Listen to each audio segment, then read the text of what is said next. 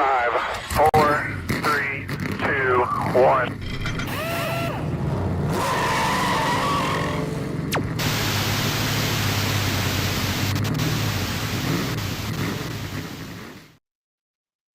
All right, there we go. Good morning, everybody. ATYL, Facebook, YouTube, Twitter, and the Slide Job Sal TikTok account. We are all here. The chat's already buzzing on the TikTok. A big weekend in St. Louis Worldwide Technology Center. Talking a little bit about the Cup Series. We'll talk a little about the Xfinity Series. Trucks were off, so don't go too crazy.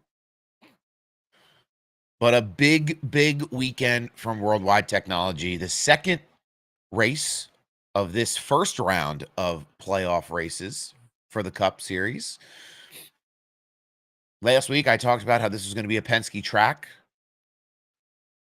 Blaney and Logano and Blaney finishing 4th and 5th, respectively. So, Dennis James, Alan Hamlin put it on his government name, winning that race from the pole, able to stay out up front, but was mired back, was up and down through the pack. I don't know. I was still very impressed with Ryan Blaney. I'm not going to die on the hill that, he would have won that race if Larson didn't spin him out, but he drove that car up back through the field, which was very impressive. Didn't see a ton of people able to do that. Poor Josh Berry just got buy this guy a meal or a lottery ticket or something, but he needs a little help. They're getting banged around for quite a bit.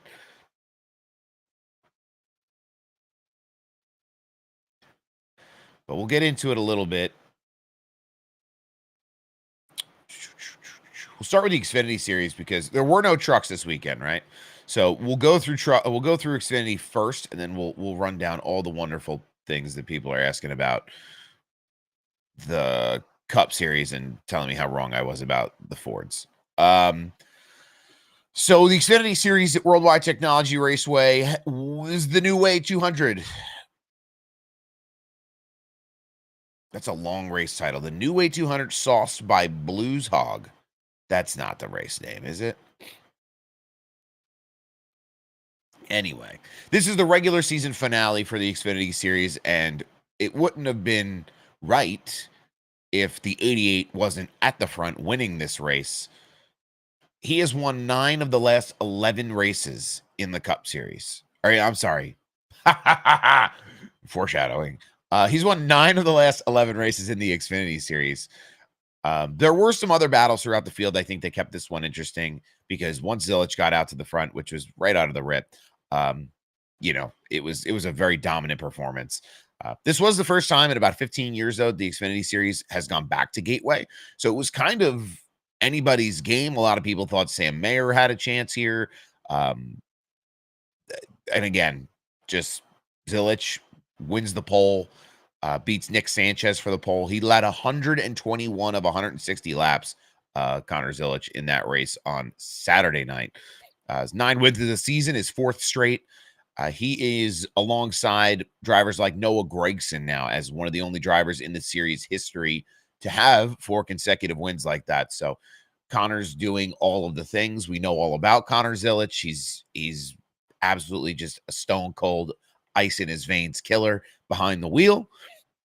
He did clinch the regular season championship with this win, 59 points above the playoff cutoff line. So, small potatoes for Connor Zilich.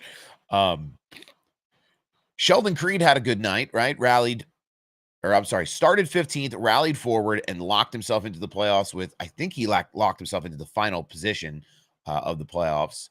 That double O car, Sheldon Creed still chasing that win. But good run for him, a playoff appearance happening for him in that Haas team, Xfinity team. We'll talk a little bit more about Haas by now. Not a secret. They're making a manufacturer change. Jesse Love finished 4th in that RCR number 2 machine. That gives him a 4th overall seed in the playoffs to start next week. So Jesse Love's been a driver who we've seen race really strong throughout the year.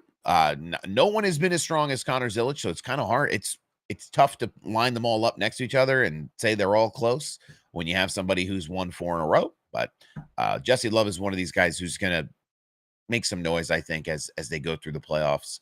William Swallow, Sam Mayer, Taylor Gray, and Harrison Burton all showed good speed in qualifying, force factored their way up into the top 10. Harrison Burton winning the Battle of the Burtons, the cousin battle for that playoff spot over Jeb. He will advance and compete for an Xfinity Series title. What happened to my list? It's over here.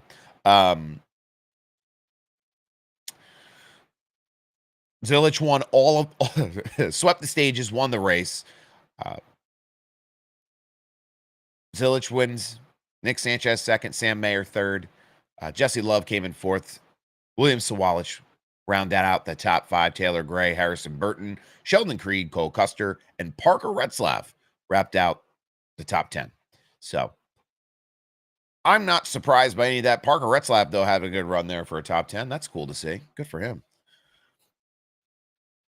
I thought the Xfinity race, again, I mean, if I had $1 for every time I said it out loud, I feel like I'm just like a broken record. I feel like I run out of things to say sometimes because we've been on the same talk track here for a little while the last couple of weeks. But this race, I think, outcompeted the Cup race again this week.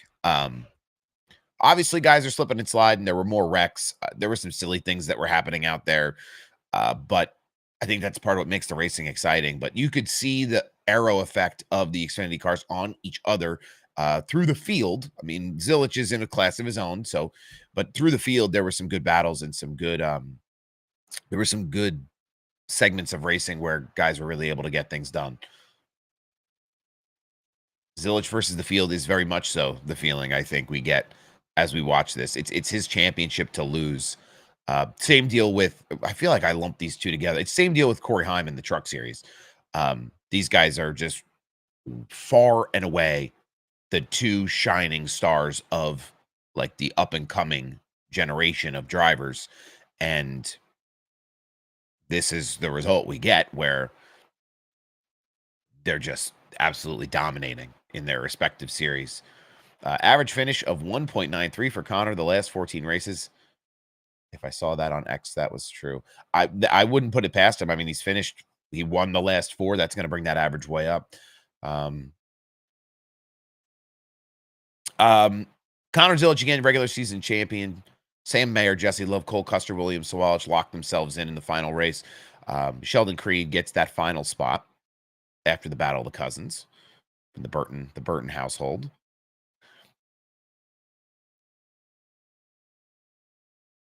This is the end of the regular season for the Xfinity Series. So we've started the playoffs for the Cup Series. I believe we start the playoffs coming up here for the Truck Series. We'll go over that in a minute, but all different calendar, all different schedules for that, which is kind of wild.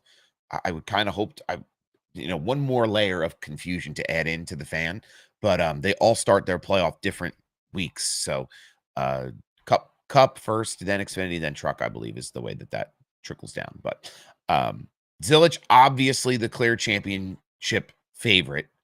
I think that's a surprise to anyone, but just a absolutely dominating performance. Yeah, the calendar gets a little I mean, and I'm someone who and listen, I'm not watching every single second of every single race every single week. I don't, I watch a lot of it. I try to be as locked into it as I can be, but the schedule of where you can get your racing and when the playoffs start and how it all works varies so broadly over the 3 series. I'd like to see them align the 3 series directly to each other, kind of lift up the entire presence of the series. But that's something that I think we'll see that. We'll get that as time goes on. Good morning, MillerTech Energy in the chat over on Twitter, X, ATYL. How was your weekend, MillerTech admin? I've been loving MillerTech sent. I'm gonna blank on the name, but they sent over a care package to that teacher whose name I'm gonna forget. But I saw all the drawings that the kids did. I got to tell you, raising up the next generation of lightning scheme fans in this sport, doing the Lord's work, MillerTech. We love that. Kids got creative. That was a really cool thing. And you posted them all on your Instagram. Even if you don't put it on the car, like that's super cool for kids to see, you know, that out there online. Very cool stuff. Anyway, Xfinity results, right? We talked about the top 10.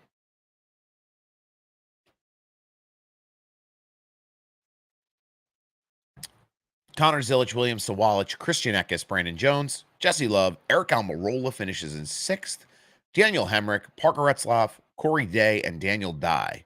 I guess my first sheet was a little off.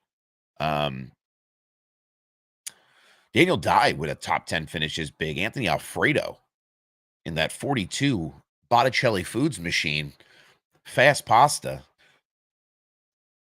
with a 13th place finish. Dean Thompson, where are you, Dean Thompson? 16th, okay, in the Sam Hunt Racing Toyota, almost cracking the top 15. Thomas Annunziata with a top 20. It's incredible how much faster, though, like Zilic was than everybody else.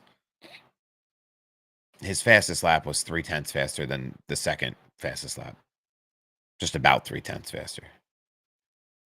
Which is bananas to me. That's a lot. That's a lot of time to me, but you know. I want to go to playoff standings in the Xfinity series. If it'll show it to me, that would be really cool. Okay, so the playoffs are now set in the Xfinity series. Starts with 12 drivers versus the Cup Series, which is 16 drivers. That's what we're in right now in the Cup Series, the round of 16. In Xfinity, it is the round of 12. Miss Smallwood, that's it. We're talking to the class next week, and Noah will be there to say hi to the kids. That's awesome. That is what we love to see. We love to see it. Those kids are going to love it. Noah going to bring out the mullet in real time, shocking the kids with his flow and with his partnership with MillerTech Energy, shocking them. See what we did there? That was pretty good. Dude, he can read. But now we have the round of what is this? 12 for the Xfinity series. Connor Zilic, 59 points above the cut, regular season champion. Obviously the favorite to win the championship. In the playoff format, though, we know there is no guarantee. To me, this, not a hot take. Connor Zilic will win this championship, but that does not mean he is going to be the champion. Justin Allgaier, Sam Mayer, Jesse Love, Brandon Jones, Sammy Smith, Nick Sanchez, and Taylor Gray all ahead of that cutoff line for the first 8 drivers. Carson Kvapil, Sheldon Creed, Harrison Burton, and Austin Hill all make the playoffs as well in the first round of 12.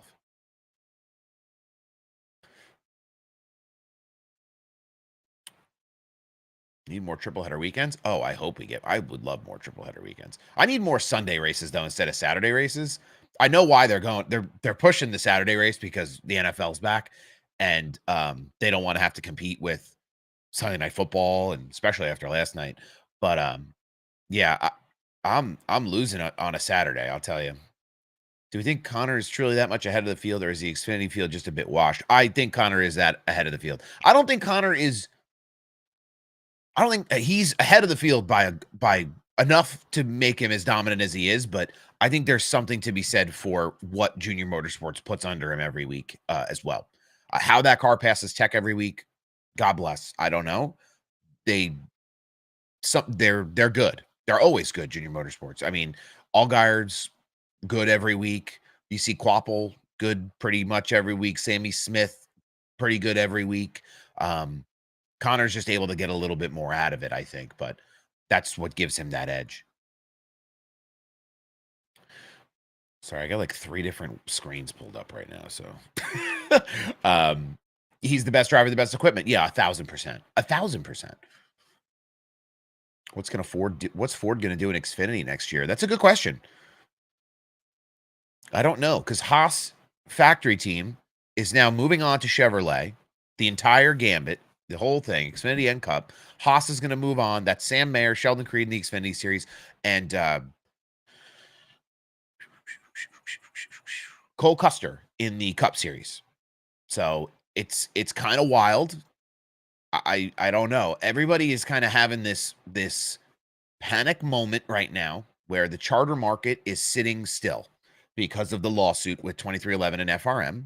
And I know there were rumors about Haas maybe selling the team or selling their charters, whatever. Those are 10th floor decisions. I'm not on the 10th floor, but the charter market is softening because people don't know if the charters will exist by the time we get past the December trial.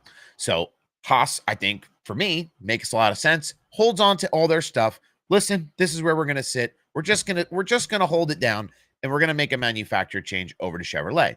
Now, I also heard a rumor, and this kind of makes a lot of sense, is that Haas was involved with Formula One, right? And now Cadillac is going into Formula One next year.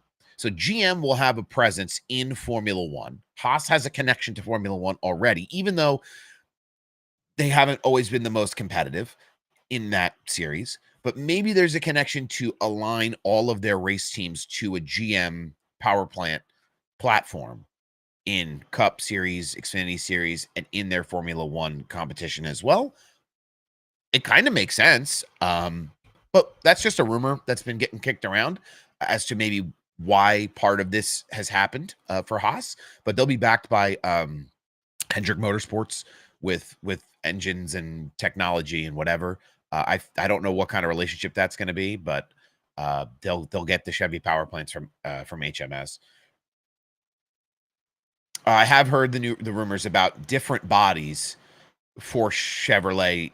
Yes, that was something that was part of that Haas news over the weekend. Was, Haas is making a new ECUs is the purpose of the test, but it seems like there's going to be a couple of different things squeaked into there that will make a difference. But they are going to test some new bodies because Haas, I don't think, knows what body they're going to run.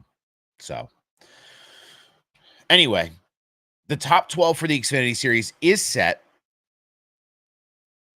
It's 7 of the 12 cars are Chevrolets. So when we talk about manufacturer changes in Chevy and Ford and whatever else, Chevy is the dominant factor in the Xfinity Series in these playoffs. They're having a great run in terms of manufacturer success and manufacturer support. Sam Mayer, Sheldon Creed, Harrison Burton, the 3 Fords, and Brandon Jones and Taylor Gray, the 2 Toyotas from Joe Gibbs. So for me, we could do a little preview of the first round of the Xfinity Series playoff. NASCAR needs a complete, massive reboot. Scrap it all and start over without political influences. Oh, we have other problems. We have other problems. They're not going to scrap it all. They're not going to do that. Don't hold your breath for it. Round of 12, first 3 races for the Xfinity Series: Bristol, Kansas, and Charlotte Motor Speedway, the Roval.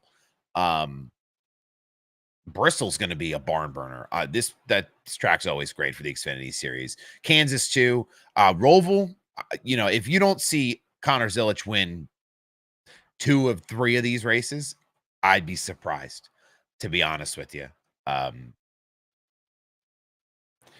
it'll be a lot of fun. Bristol is always kind of just this unpredictable battleground, right? It's everywhere. I think we need to see good competitive racing at Bristol, and I think the Xfinity Series brings good competitive racing week in and week out. Even if Connor Zilisch is winning 9 of 11 races, 4 in a row, whatever, I think the rest of the field still puts on a competitive show. That's something that I've come to appreciate quite a bit about the CW broadcast and quite a bit about some of the USA broadcasts and the Cup Series, is they're not afraid to show battles through the field, which is, even battles for lap down cars and getting lucky dog positions. So I'm excited to see what happens at Bristol. We know those battles happen at Bristol more often than other places because that track is so small. field comes back around on itself in a real hurry if there's a disparity in competition there. So I'm really amped for Bristol. I'm very positive about it. It's September. They're racing on the 12th, the Xfinity Series. So end of the week, 4 days away. Should have went to this race. Food City 300. I don't know why I didn't.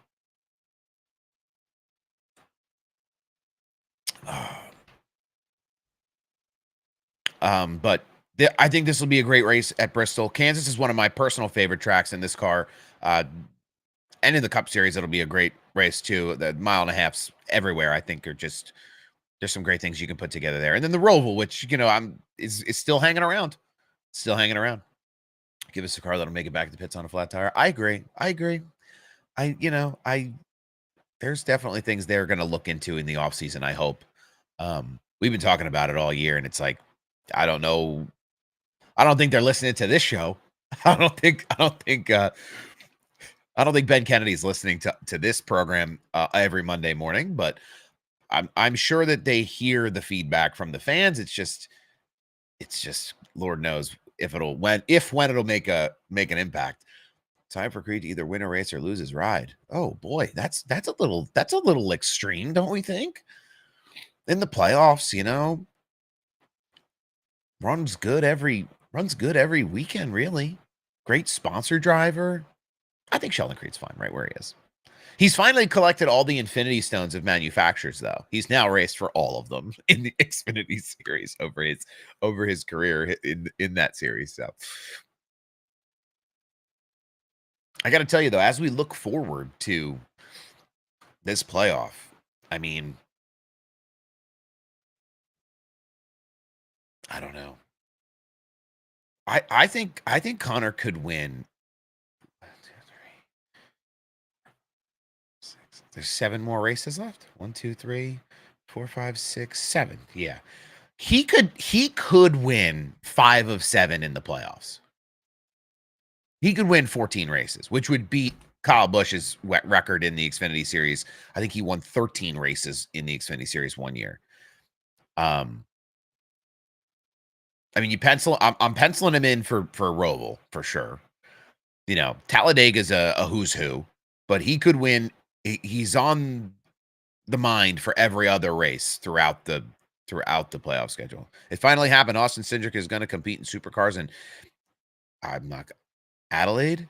Yeah, Adelaide Grand Final later this year. Austin Cindric will gain a lot of respect from Chevrolet and Ford supercar fans. I did see that headline. I don't know much about supercars, right? I've been very fortunate to learn from the ATYL family, as they've all kind of been involved with more involved with the Shane Van Gisbergen storylines throughout the year, where supercars are badass. I will say, I've seen some highlights from Shane's time in that series to what they're doing now at like Bathurst and other races happening over there in that side of the world. And these guys are white knuckle, just up on the dash, ripping around these places in cars that are not so dissimilar from Cup cars or Xfinity cars, like big motor, high horsepower, V8 kind of stock cars, stock cars, not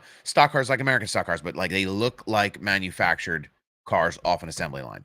Obviously not, but they, it's not so dissimilar from what we do in the US in how we model our racing, where it's an OE manufactured car that we're going to soup up to go racing versus European racing, where it's like that we build a car that is only to race. We build the car that only race. It only go faster, Luigi.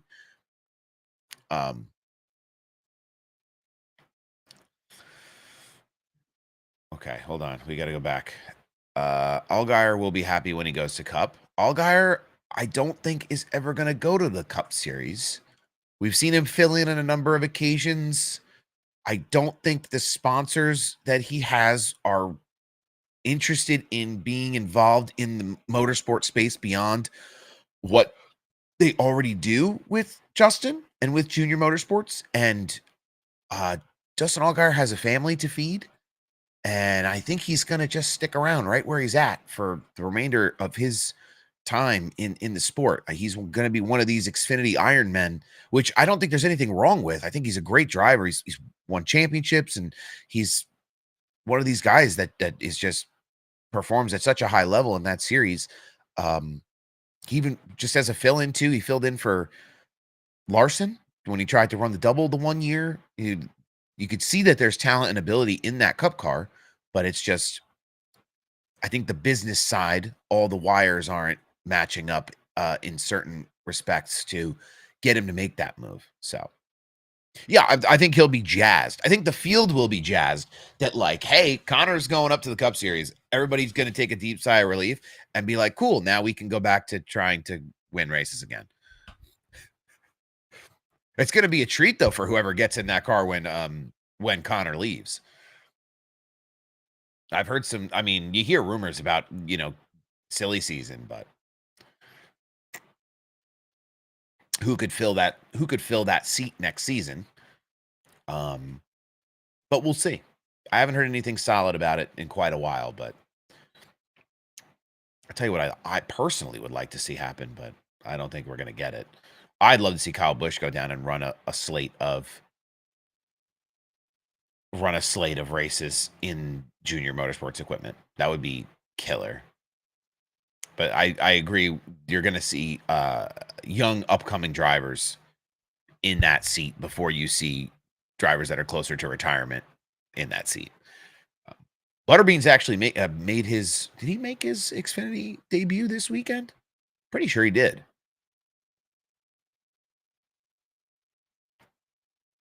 Can I see the results of the race? Or is it not going to give it to me? Okay. I feel like he did make his. I saw a social graphic about it. Kyle Sieg, Matt Mills, Annunziata. Maybe it's next week.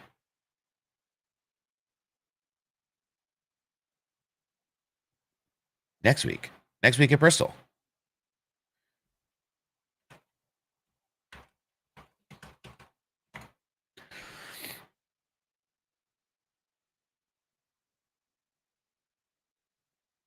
Got to be a retweet here, right? Yeah, Bristol on the 12th. He will make his debut with Colleague in their for their Xfinity program. So that'll be cool to see. Talk about him getting maybe a full-time ride somewhere in the future. He's in that junior. He was in that junior motorsports pipeline, kind of. He ran kind of limited he ran late model stock cars with. I don't think he ran for junior motorsports, but he ran against those guys in that series for a long time. I think he impressed everybody.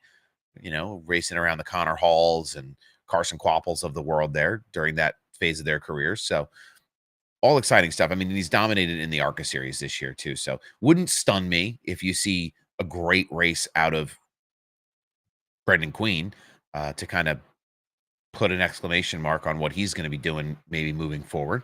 It'll fuel some of the rumors for silly season, I'm sure. But he does live on short tracks. The guy loves short tracks. So you can't go wrong with a little sprinkle on Butterbean next week. Let me take us back over here. All right. So we started the show talking a little bit about the Cup Series. I guess we could dive into it a little more. Let me make sure I've got all these questions answered. Thoughts on Stenhouse. Post on some drivers use their right side on the wall. Oh, hold on. This is moving way too quick. Chevy going to steal Heim and G Motorsports. Well, how's until there's an opening? Toyota's definitely going to lose Heim, which is, I don't know where Heim's going to go. Who's going to steal him? I don't know, but Toyota's sure looks like they're going to lose him because they can't find a seat for him. You know what the shame of that deal is? Corey Heim is a great driver, and he's going to be somebody who wins races at a Cup level, and anywhere he goes, he's going to win races. It's a shame that Joe Gibbs Racing won't bring him in because of the relationship that he has with Ty, and Ty Gibbs is going to be the blocker in making a business decision that would be good for that team because he doesn't like Corey Heim because the way they ran each other in ARCA. Thoughts on Stenhouse post race about some drivers rubbing their right side on the wall on a cool down lap? Yeah, I saw some of those clips, not just rubbing the wall, but running through the grass, running through gravel, whatever they could get a hold of, really. I saw the Trackhouse guys do it. Ross Chastain. They're looking to add weight to the car. That's what that is. That's been going on for a long time. I think this is the first year that everybody's had those in-car cameras the whole season. So you kind of see more than what you're used to, but that is what that is. They're manipulating the shape or the weight of the car so it will have less discrepancy going through post-race tech, and every car passed post-race inspection yesterday. So whatever they feel like they need to do, they are doing, and it's working. So if you ain't cheating, you ain't trying. That's the way the sport's always been. So I don't know. More power to you. If I'm the teams and I see how it went for Bowman last year, right, where he got cut at the knees because of a weight penalty in the playoffs, I'm going to do whatever I can to make sure that I'm not getting myself in trouble. Depending on the lawsuit, they may have a silliest of silly seasons. Yeah, I don't know what that's going to turn into. I'm not a legal analysis person. All I know is that the judge denied the preliminary injunction again, which means that the teams cannot have their chartered status back for the rest of this year, right? So they're still going to perform as open teams. But the other side of that was that the judge said that NASCAR cannot sell the charters out from under the teams until it goes to trial. Judge Bell also said, though, that he would very much like them to settle. So we'll see. Himes in the third car for Legacy. Depends on if they boot Riley Herbst. Riley Herbst brings a big sponsorship with him. So that bad shift killed it for Bubba. Yeah, stuck in first gear. Couldn't pop it out of first gear. His car was running really good. I think he would have stayed up toward the front there if he didn't kill his own run on the restart there. He was racing really well. Heim doesn't race for JGR. Same reason. He doesn't race for anyone else. No money. I think at a certain point, the rent-a-ride stuff goes out the window when you have a driver like Corey Heim who can win as many races as he can. But there's very much so there's no love lost between Heim and Ty Gibbs. That's not a secret. Alan told Chase to do it at Darlington, even if a terrible car that was. Okay, I got to scroll back down. I thought it was strange picked up Steam this weekend on social. What picked up Steam this weekend on social? I don't remember. Oh, to pick up the weight, go through the grass, hit the wall and stuff. Yeah. I mean, it's part of the sport, buddy. I agree. I mean, it's part of the way it goes. You can get her done. Get her done. If you got to run through the grass a little bit, pick up a little stuff, make sure the scales fit right. That's it. Do it. Whatever it takes. Jeremy says they'll settle out of court, the lawsuit. We're talking about a couple of things at once right here. I don't think they will. I think it'll go to trial. I don't think there's any chance they settle outside of court. After seeing the court documents from the last week or two from where they were in court. How far do you think Bubba will make it this year? He's definitely going to make it through the round of 16. Can make it through the round of 12 too if he plays his cards right. I don't know if he's. I don't think he's a dark horse for the Final Four, but I do think he's going to make an impressive run into the playoff, further than most people probably thought he would.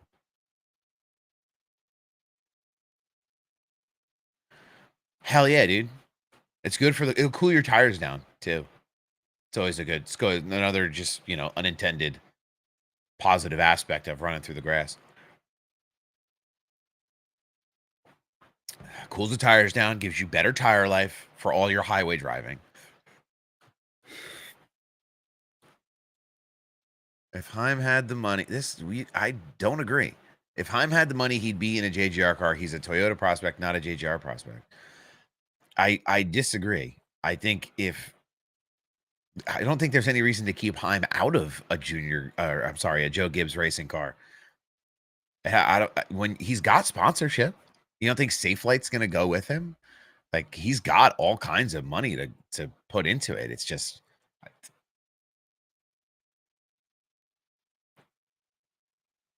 No team owes any driver anything. It's just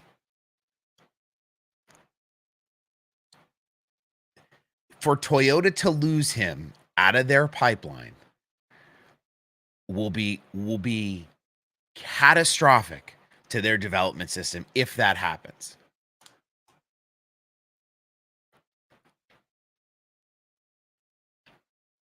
I don't know where he'll end up. It certainly doesn't seem like it's going to be in an Xfinity car for Joe Gibbs. All those Joe Gibbs Xfinity cars are rent-a-rides, which we know. That's not a secret. But it's foolish on their part to structure it that way when you have someone coming up through a pipeline. Unless Toyota's going to throw money at Joe Gibbs and tell them, this is our guy for our system. We want him in your car, and they pay for it. Who knows? I don't know. Then he mentioned on his podcast that he's had trouble getting a car for Daytona and Xfinity because of funds. Yeah. Yep. He can't get anything together either. Sorry, officer. Pink Corey Heim is a pink drink guy for sure. He's getting that acai refresher, buddy. Buddy's seen it up close. Buddy, I got Austin Hill's coffee order one time. Austin Hill and Jesse Love. I saw them come back from Starbucks at Dover one year.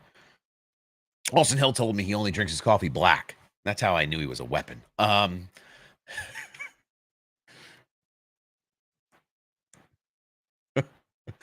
Dodge would be smart to grab up Heim for a cup ride in 27. Oh, these are all interesting theories.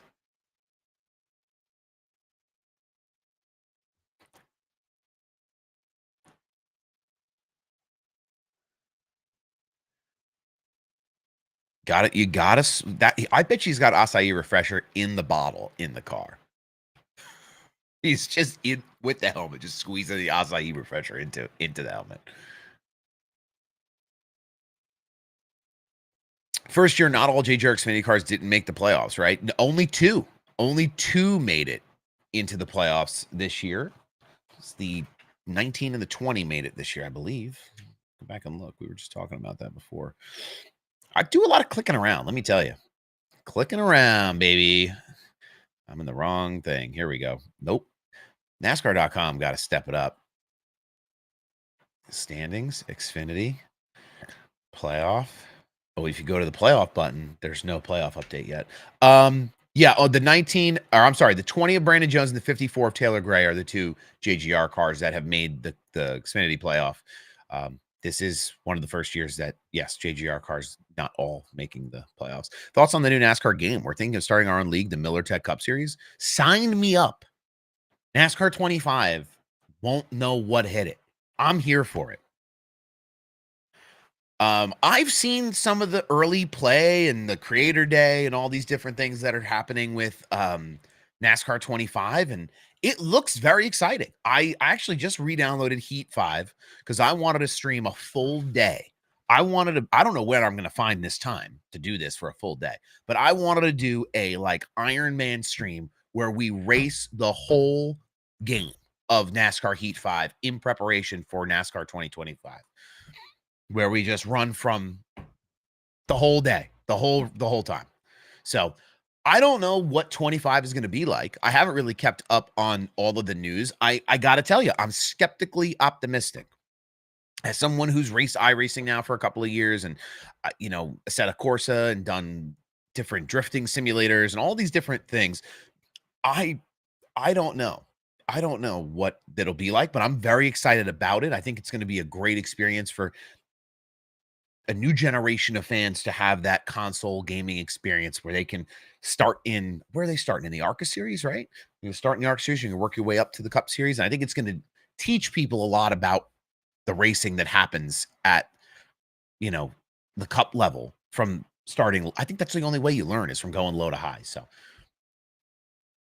I feel like it's been a long time since we've had a really good offering of NASCAR game.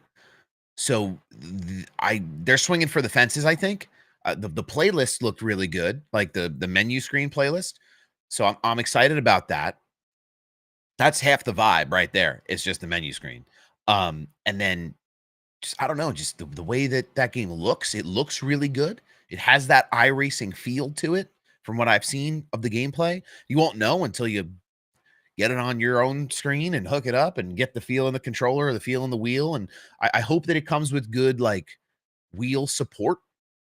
I don't know if I mean I can run my setup on heat, so I would hope that those are all transferable things, make it easy for people who are casual or a little more than casual in the racing gaming world. But we'll see. I think there's a lot of it that people have been able to get a look at, but there's a lot of it that I think still is kind of like questioned. Like I don't know a ton. Like if there's I don't know if there's been a full spec sheet of what that game looks like. Let's see if I pull it up on Steam. Let's see what Steam tells me. Oh, that's Discord, not Steam.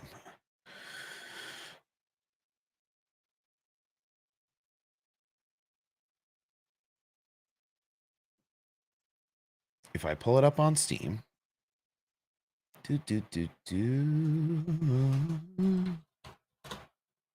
NASCAR 25. Here it is. Yeah, they don't even have like a video trailer for NASCAR 25 up on Steam yet. Coming soon. This game is not yet available on Steam. AI generated content disclosure. We used AI to generate spotter phrases based on voices from real life NASCAR spotter and their approval. Generate crew member photos. Okay. Even in the Steam description, though, there's not a ton of information here that would like normally I would get from other games. I will add this to my wish list while I'm here. I'm super interested to see, just to try it and see what it's about. So, and there's an IndyCar game coming. Yes, that's right, Denver. That's new. That's part of the new deal with IndyCar. They're going to have a standalone console game. That'll be super cool. I wonder how it'll affect iRacing. I think it'll be great for iRacing in general, but it's, just like there's tiered levels of racing in real life, I think there's tiered levels of racing online, and you're going to get these standalone console games now, then you're going to get iRacing, and then there's all these different things that people have the opportunity to get involved with and play. So I'd like to run it for PC, Cap. Sorry, Cap. I saw your message in here before. Cap never got his interview broadcast. He hasn't got a broadcast yet because we had a total catastrophic Opus Clip meltdown last week that put us so far behind in making content that I said, maybe we try this again next week. So, but I haven't forgotten, Cap. Would be cool to get all the ATYL. Would be cool to get ATYL to be the media provider for the MillerTech Cup Series also. Shoot me a DM. All right. Okay. Taylor, you still here? You listening? MillerTech, ATYL. We've talked about doing an iRacing series forever. And maybe this is the bridge. Maybe this is what bridges that gap. I mean, I'm here for it. You put me in that lightning scheme, I'll be at the front every week. I tell you. Anyway, I'm amped for it. I'm jazzed for it. We get some good games coming out in October, or October's when this is supposed to come out, right? They did set an official release date for it. October 14th is the official release date for NASCAR 25.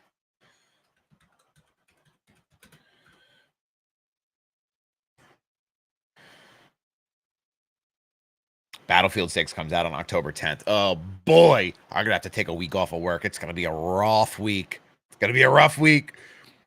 Taylor has my email. Okay, cool. I'm into it. I mean, I'm into it. I can't speak on behalf of all of the ATYL folks, but I'm here for it. That's for sure. All right. So we were talking about Corey Heim. Somebody keeps talking to me about, I have to scroll back. Sorry. Why not run? Why wouldn't Heim run in a SHR car full time? Listen, I don't have all the ins on the business decisions that get made, right?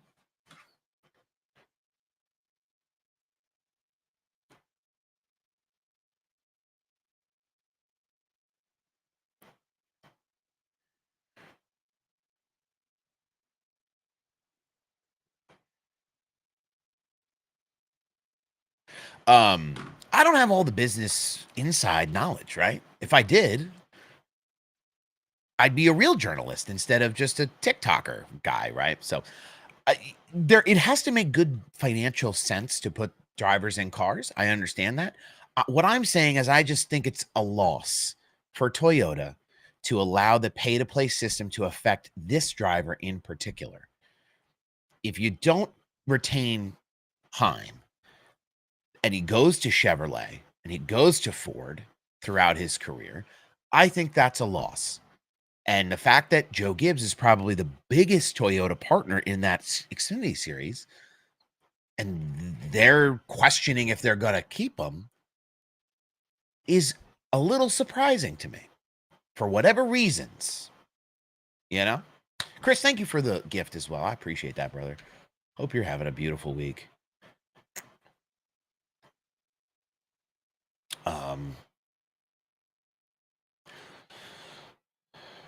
Okay. I'm way back on the chat. I'm way back on the chat. He's got a button on the steering wheel and can refresh or straighten his hands.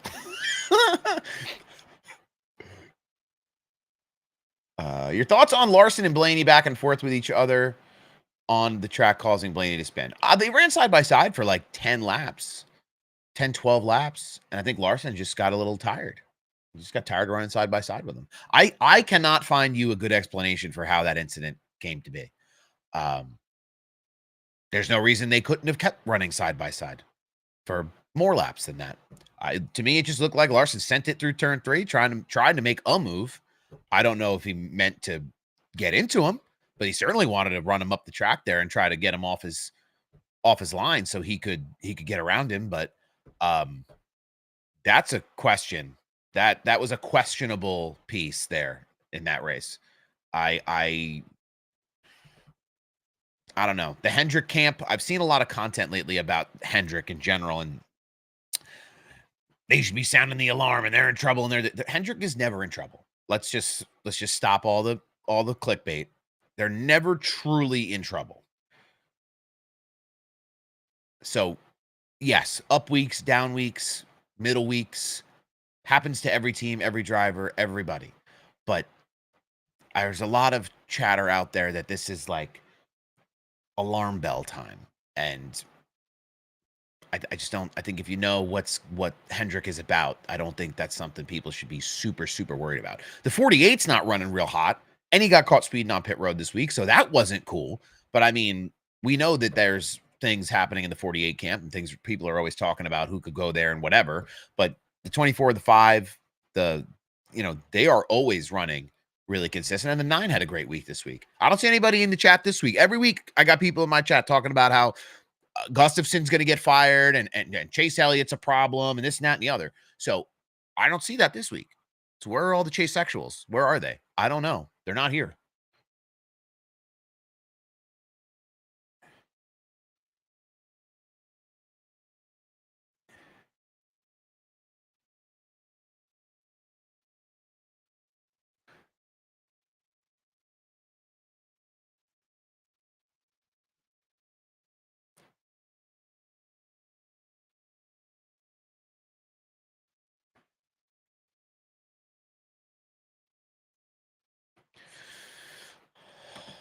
Oh, you are here. What the Chase of the Chase fans? Do people are you upset about the Chase performance last week? This week? I thought Chase had a good run. I thought Gustafson called a good race from top of the box. I thought it was good. They did good. They looked good. It felt good. Anyway, I have to actually go through the notes for the Cup Series now that we've gotten way off track here. Talking about Corey Heim and talking about acai refreshers. Buddy, if you're still here, I might go to Starbucks after this, honestly. I'm drinking a quad shot espresso right now. I'm doing it for John, the motorsports enthusiast. He's the one who got me on the espresso train. I just put 4 shots espresso in a cup and I just get wired up to start the day. All right. Let's run down the Cup Series list of talking points here, and we'll generate some buzz here in the chat. I am sure, no doubt. I have no doubt about it. The largest arch in the world is in St. Louis, but this race is held in Illinois, right on the other side of the Mississippi River. Bill Murray did the drivers start your engines this week. What do we think of that? I thought that was a good one.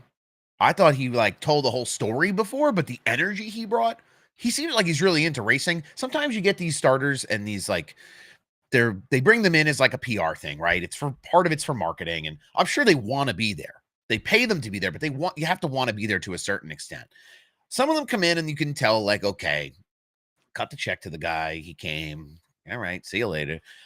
Bill Murray was like hyped up, and I didn't realize he had kind of a relationship with Denny Hamlin and the golf stuff that they do together. So that was really cool to see him like so energetic about the event, which is nice to see from a celebrity of the caliber of Bill Murray. At least for me, Bill Murray was a part of Sal's childhood, if you can't tell. Then we had our fireball thing on the backstretch. That's pretty cool too. Somebody hit that button a little early, I think. I think that button got tapped a scrooch too early. Pace car was just taking him off at turn 2. But it was very cool. And apparently it was a sellout at St. Louis. I don't know. TV might have made it seem less full, but the numbers don't lie on paper. If it's a sellout, it's a sellout. That doesn't mean every seat is full. It means every seat sold. So good energy in St. Louis. They want to come back to this track.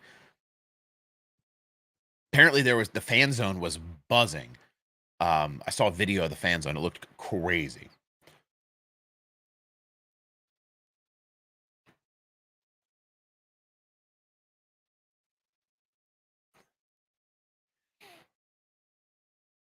You know who I was really impressed with this week too? While I'm going over my notes, is what's in the water over there at Legacy Motor Club? What's happening over there? They found it. They figured it out. Those cars have been running unbelievably quick. Now, obviously, probably not getting the finishing positions they hoped for this week, right? But throughout that race, those cars were wildly competitive. John Hunter Nemechek finished 6th, and Eric Jones finishes 21st. Eric Jones with some damage that I believe is the reason he finished not as well as he may have wanted to when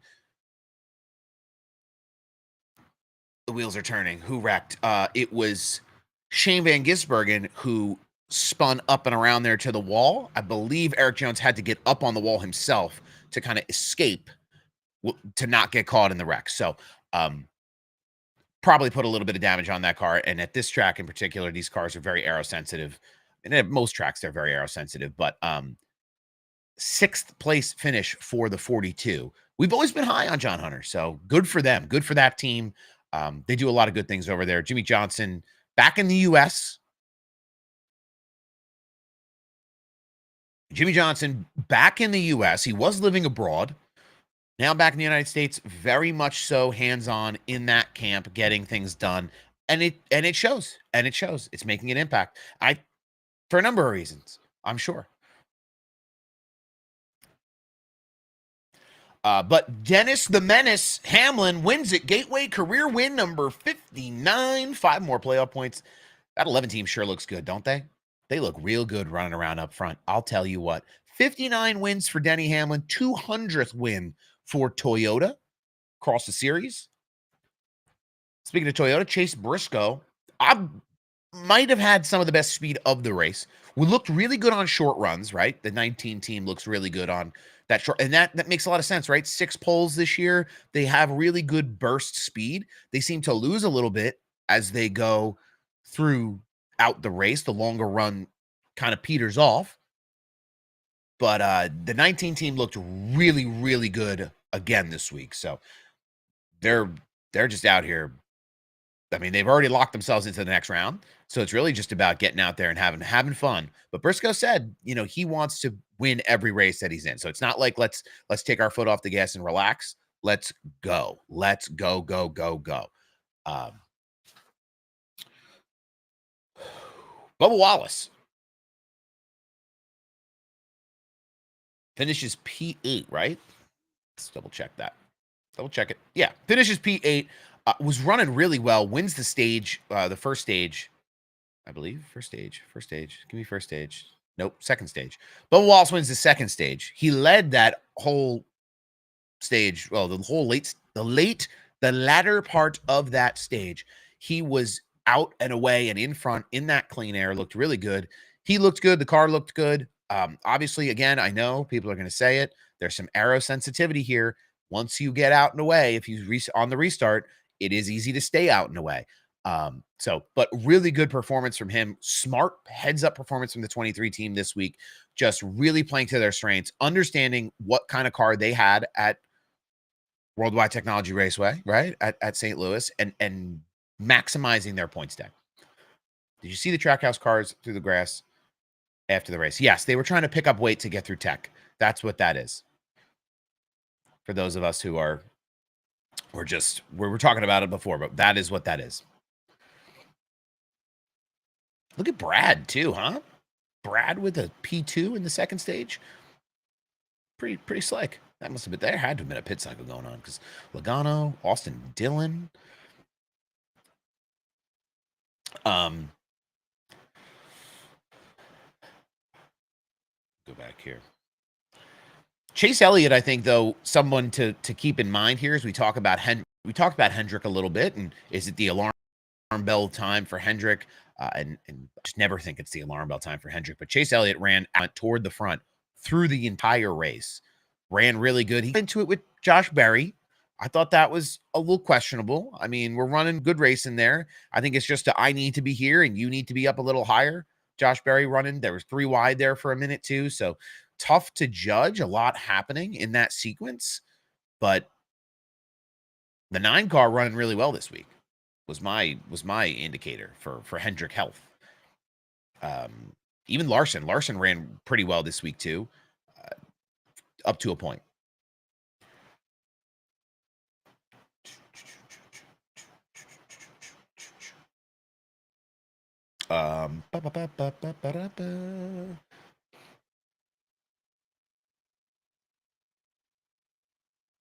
Yeah. And I had called this track a Penske playground. Blaney finishes 4th. Joey Logano finishes 5th. I just don't think they had the fastest cars out there. But traditionally, this is a place where those cars are fast. Ryan Blaney said it over the radio that he didn't think he had better than a 5th place car all day. And I think he was a little snake bit when he got spun around by Larson. So I think that didn't help. It didn't help the attitude. But and Logano just didn't have the raw speed he needed to stay up at the front when he was battling up there side by side in the second stage. But this is a good temp check for them. This is a good place for them to gather some data and move ahead. We know what Penske likes to do. They pick and choose where they're going to be really quick, and they pick and choose where they're going to strike. They're very tactile in the way that they approach the playoffs. So it'll be really interesting to see how they bounce back. I mean, next week is Bristol. For me, I think I have a winner in my head that I think is going to be in victory lane at Bristol, but we'll see. We'll get to that. Alex Bowman, though, in the 48, a rough day for him. Gets caught speeding on pit road. Was already kind of snake bit a little bit through the race, and then gets caught speeding on pit road. Add insult to injury. It's tough for that 48. I don't know what they're going to do there. It's unfortunate. They were in an unfortunate situation last year in the playoffs, right, where they had a good run, and then the roval happens, and they lose the ballast out of the back of the car, and they don't pass tech, and Logano gets through and wins the championship.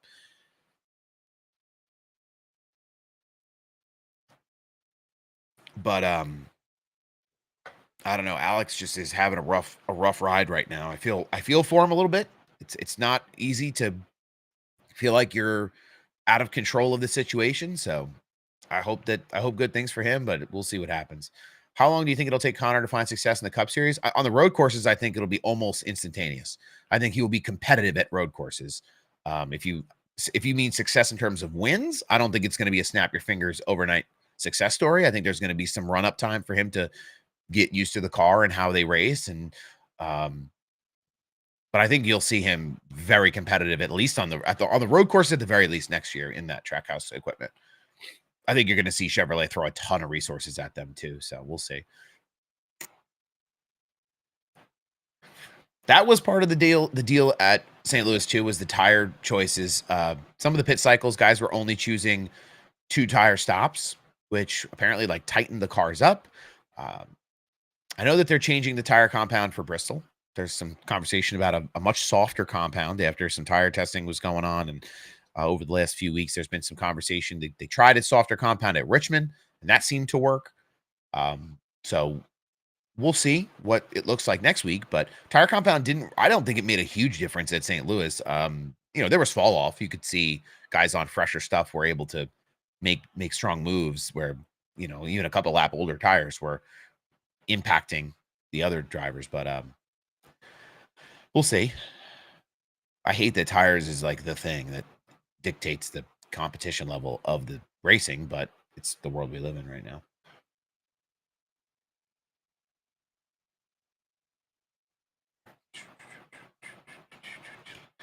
So we had Berry go for a spin, SVG go for a spin. Buddy, if you're here, I'm sorry, pal. SVG just looked like he got beat up yesterday. I don't know. Maybe you could give us some more insight as our resident SVG fan. But that 88, I mean, he was beating and banging, getting beaten, banged on, trying to stay in it, but just not able to get some of these ovals for him look really difficult, which is unfortunate. But Austin Dillon too, getting into it with Ty Gibbs. Ty Gibbs brought out, I'm sorry, not Ty Gibbs, Ty Dillon. Ty Dillon brought out 2 cautions yesterday, getting spun off by his brother, and then his rotor explodes, right? So maybe just a little too much tape on the front there, not enough air getting through the brake cooling duct. That rotor just pops on him. He rides up into the wall. An opportune caution too happening toward the end of a stage. Kind of gave everybody a free pass to come down pit road. But I love that car, that Ty Dillon DraftKings car. I don't know. Tyler Pennell made a video about like why does DraftKings and all the gambling sites put their schemes on like cars that run in like 30th? Why can't we get like a fast DraftKings car? They did have a partnership with 2311 for a while, and I think that has now been shifted. And Chumba Casino is the gaming partner of 2311, but I don't know. They're like FanDuel's like a big brand, like a big company.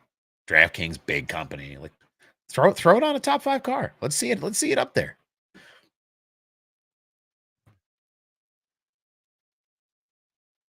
I think Alex Bowman wins his way in at Bristol.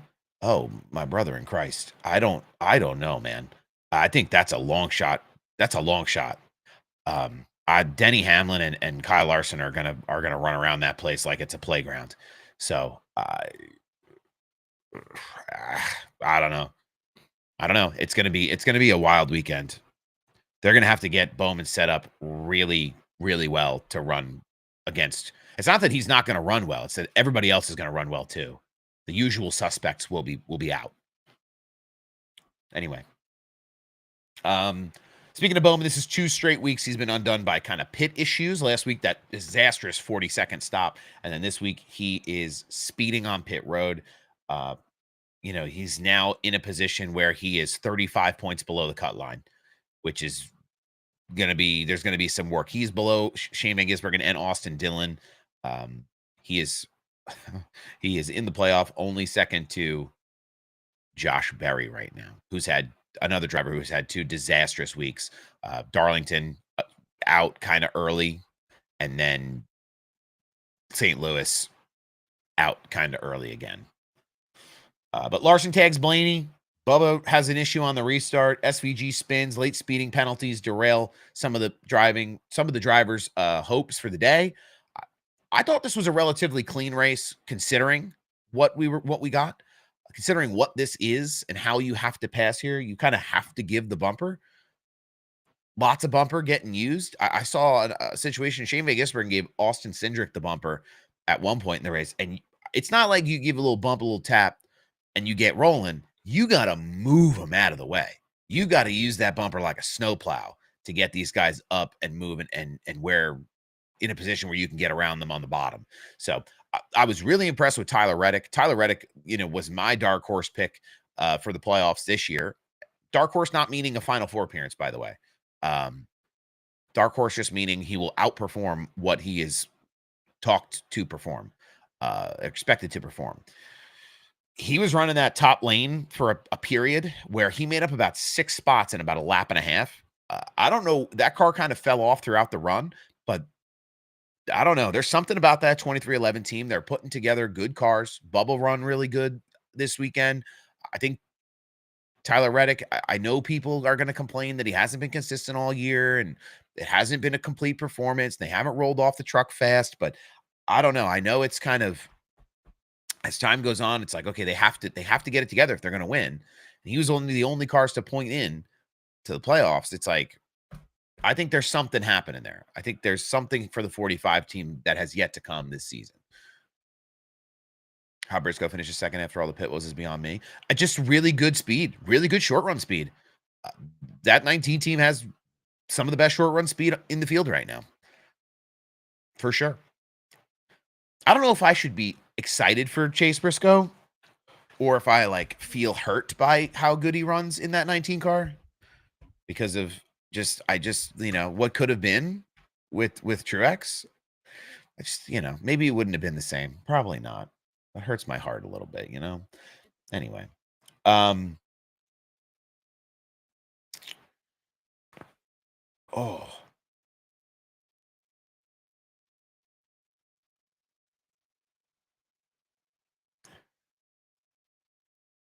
Anything with 2311 and NASCAR. So the lawsuit stuff has kind of settled down a little bit, but the judge last week denied the preliminary injunction again. So that means that the teams cannot have chartered status back this year, but they also ruled that NASCAR cannot sell the charters out from underneath of them. So that's kind of where we're sitting right now. There were some fiery text messages and emails exchanged, kind of talking about, the ins and outs of the charter agreement at the time and maybe what Michael Jordan thought of some folks in the industry who weren't siding with him. And that stuff has circulated, which is entertaining and interesting and adds a layer of intrigue to the case. I don't think they'll settle. I think this will go to trial and they will run it out all the way. Michael Jordan in his, courthouse steps interview talked about how he'd go down in flames to see the betterment of the sport. So we'll see how far he wants to go, but it sounds like Michael Jordan at the very least is ready to go the distance. And you have to think if he is one of the big key players in this situation, if he's ready to go the whole way, he'll go the whole way. What's up, Matt? Good morning. Let's talk about Seabell airing out his frustrations after the flag. I heard him hollering on the radio. Christopher Bell was not too happy about their 7th place finish. Also heard some hollering from Tyler Reddick about cone space selection. There's some hollering all over the place yesterday. People were not too pleased. I mean, they told Seabell 7th was what he needed for the day, just to kind of keep himself in the mix and stay up front. And he didn't seem, he wanted to win. Can't blame him for that. But Michael Jordan's got the money. I mean, he in one of the court docs, he talked about how he's lost more money in a casino than he has on the 35s, what he's paying for the 35 to run this year. So what happens if 2311 wins it? There will be a monumental shift in the charter market. The charters might go away. Nobody really knows truly how the judge will rule if it does go to trial, but it could reshape the way we know NASCAR forever. I don't know if that's a good thing or a bad thing. I'm sure that there's some financial shifting that will happen where NASCAR will have to give up some of this. Part of the lawsuit is an antitrust suit against NASCAR that they're a monopolistic enterprise, which, it could force NASCAR to break up some of their assets and do some different things that could cause the racing to change. I think they've been pretty clear that, one of the caveats to that monopolistic enterprise is that, can you prove beyond a reasonable shadow of a doubt that another competitive series could start and not be squished out. And I think that's something we've seen not be able to happen. SRX tried. IROC tried. Ray Evernham has tried a few times in some different. I don't think he's ever tried to really take away from NASCAR. I think he's just tried to add something adjacent to it. That's why it's always been like IROC, and the SRX cars were like these unique bodied. All the cars were the same, and I think those ideas are great. GMS actually just bought all the IP for SRX, so maybe there's some movement happening. Maybe there'll be some one-off races. I know they just cut up a bunch of the SRX bodies and they're selling the sheet metal online for it. So maybe there's something there too. But that's part of the lawsuit, is that monopolistic enterprise piece.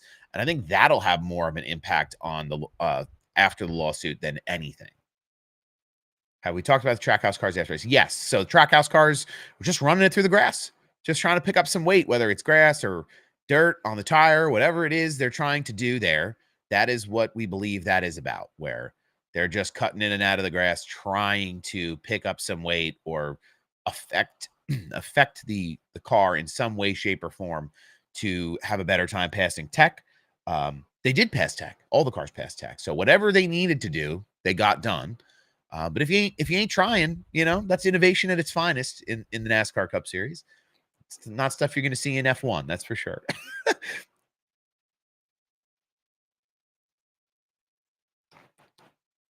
I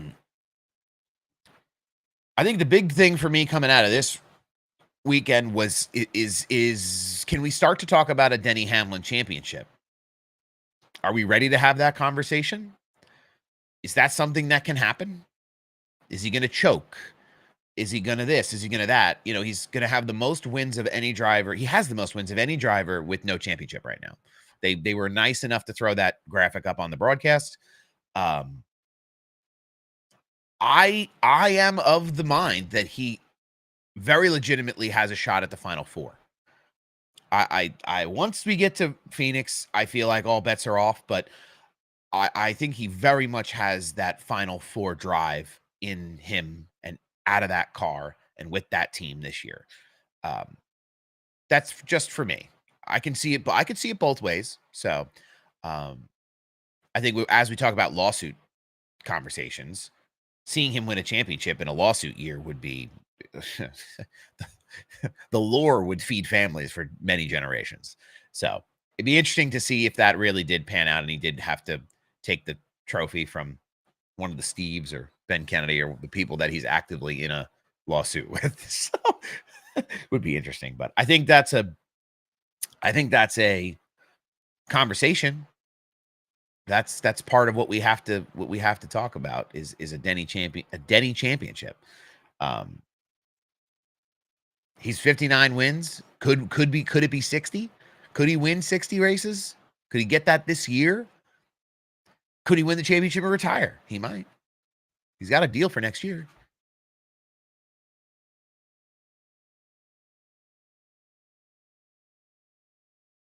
Okay. Let's see. There was apparently a Lil Jon concert at St. Louis too. That's interesting. Oh, this was a good one. We didn't talk about this. I didn't make any short form content about this. What did you guys think of the Drewski skit at Darlington last week? Really get people fired up on that one. He was there. He didn't look like typical Drewski, but he was at the track. I am sure some heads were ready to roll. Somewhere.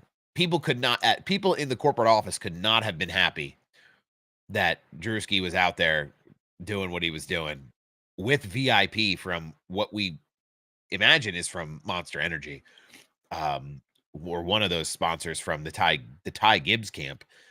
There's photos of the two of them together pre-race and some other things. So that was one that kind of went wild on the internet.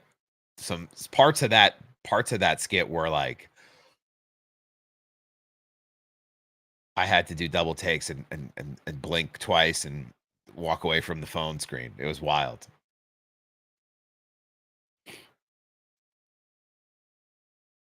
Not exactly the nicely painted image of the NASCAR community that you'd want it to be. But it was funny. If you can appreciate the satire and the comedy behind it, it was funny. But, okay, let me get out of my notes here. It was pretty funny. Text messages I need to answer.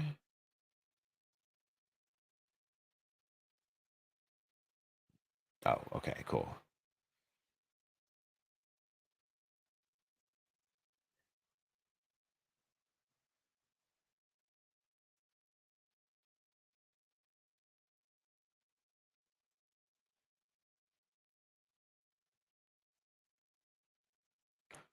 Okay. Anyway, let's go to NASCAR Twitter, shall we?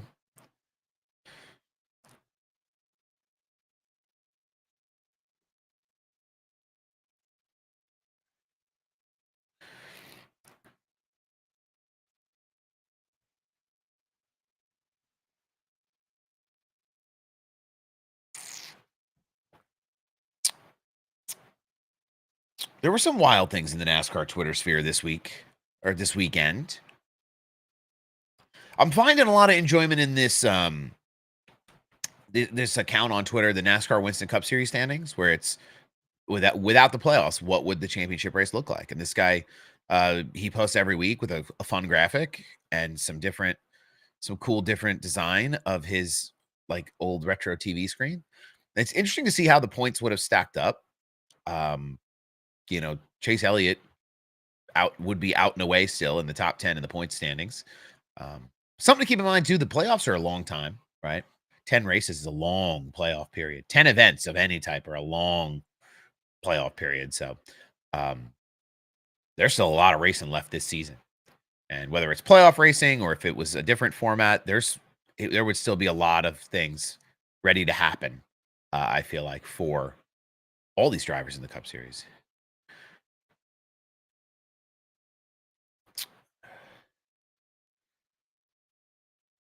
I had some posts bookmarked too that I wanted to go through.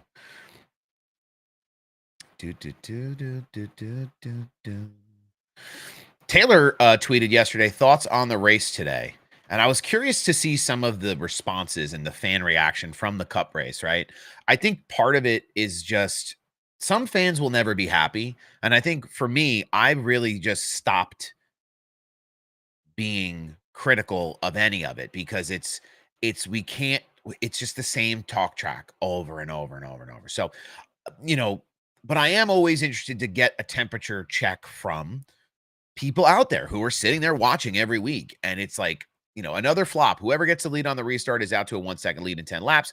Lead car is, 2/10 slower. Lead car is 2/10 faster every lap. Why watch?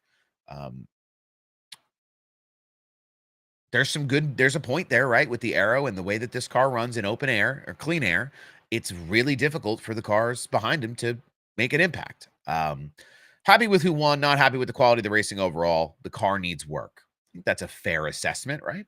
Couldn't pass in the top 10. Broadcast was fine. I really enjoyed the broadcast yesterday, except I guess for everyone it cut out at the end, which is a shame. I'm sure there's some tinfoil hatters out there that are going to talk about why'd it cut out right at the end? Oh my God. Denny Hamlin. If Denny Hamlin wasn't in the lead, it wouldn't have cut out. Relax. That big arch is not an antenna to get the broadcast out, Maybe not a bad idea.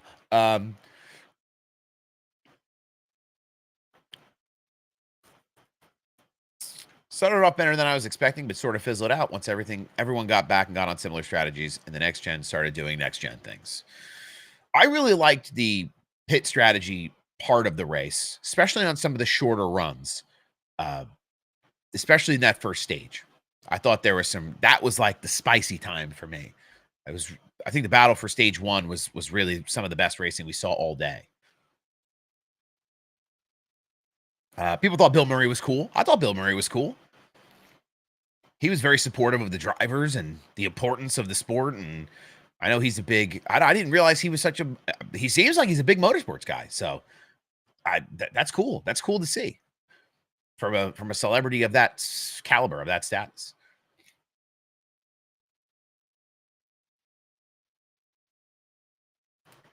People already talking a little bit about what they're expecting for Bristol.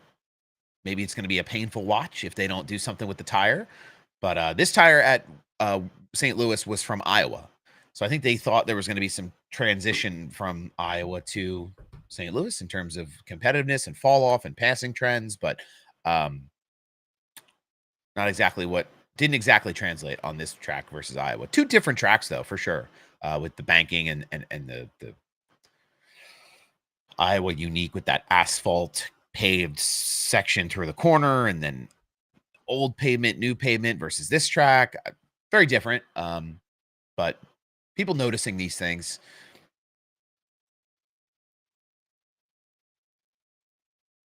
If passing was a little more doable, it would have been a great watch. I agree. I think there could have been some better opportunities there, but a Denny Hamlin masterclass.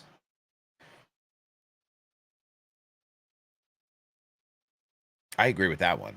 Dennis the Menace, I'm telling you, he's doing things. Looks like Carson Ware will be back in the ARCA series for Rick Ware Racing. Costa Oils on the car.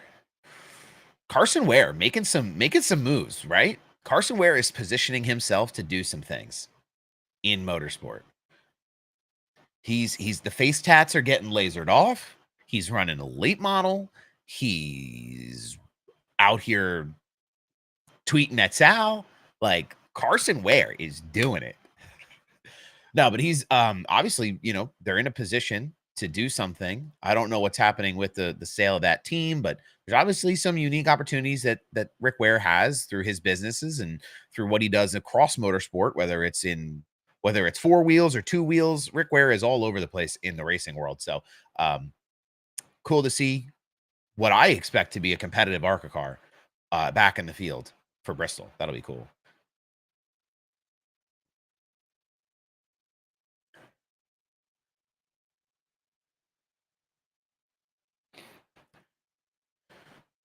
Should I see like these comments? Like, I can't.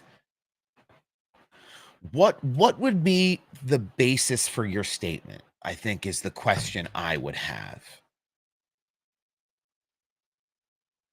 Not Invisible Cool, this other person, not you. As of now, the weather looks amazing for the Bristol races. Yeah, they're talking about like 60-degree temps.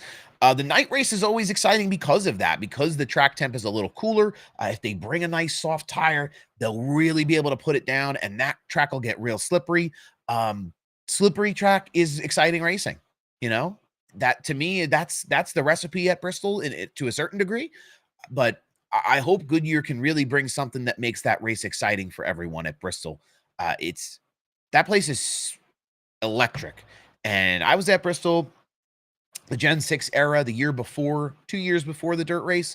And just, you could not, you were shoulder to shoulder with people. It wasn't back like to the old days, the 150,000 people, but everybody was there. Everybody was having a good time. The place was packed for what there was, all the seats that were out there. And it just, I don't know. I feel like Bristol has to come back to prominence as a track in the series. It's one of those places that's super unique and super cool. And I don't know. I don't know how they get there. Those are for people smarter than me who make more money than me to figure that out. Right. But, it's a great place to go as a fan. The fan experience at Bristol. I was talking to a friend of mine who is doing some work for Joe Gibbs this year for one of their sponsors.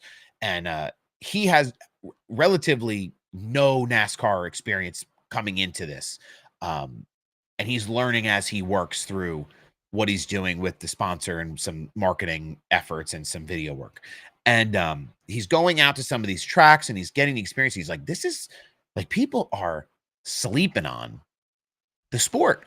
And he part of the conversation was that he told me he was going to go to Bristol in a work capacity. And he was like, I'm trying to figure out what weekends to stick around and watch the cup races. And I told him, I was like, you need to stay for Bristol. I said, even if the racing's no good, people complain. I said, but you need to stay for Bristol and experience the energy of a race day at Bristol. I think it's a place that's unique. It's, you know, you drive past that track. For those who have been, for those who have not, it's, you know, it's literally, they call it Thunder Valley. It's in between two mountains. Like you're driving up a very unsuspecting road. It's not like you pull off a highway and there's like a giant Bass Pro Shops and there's a huge Walmart and there's this major like metro center or hub. There's not much going on out there, right? Especially the track is away from town. Naturally, it's pulled away from town a little bit, but you still can go into Bristol, Tennessee, and Virginia. That street separates the state line. There's some good times to be had out there, but it's still very small town America. And I think if you're looking for a real, like, genuine NASCAR experience, I think Bristol's one of those tracks that delivers that. You know, sure, the Daytonas of the world, absolutely killer, but it's a different type of experience than going to Bristol. So if you have the opportunity,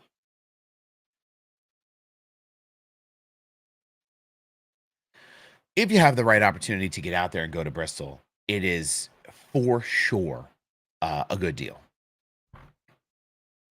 Plus, I think Denny Hamlin's going to win this week again. I think he's going to go back to back win his 60th race. Anyway, I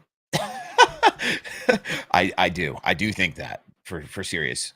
I think Denny's on a roll. I think that car, we've seen it be fast. We've seen Kyle Larson be fast. Could be a big rebound weekend for him at Bristol as well. I'd like to see who's running double duty this weekend first.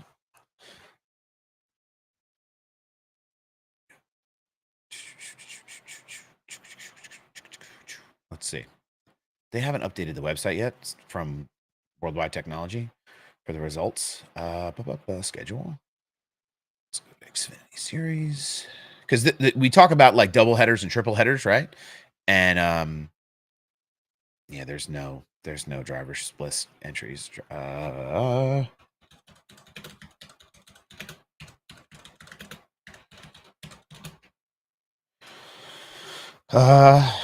2025. Let's see.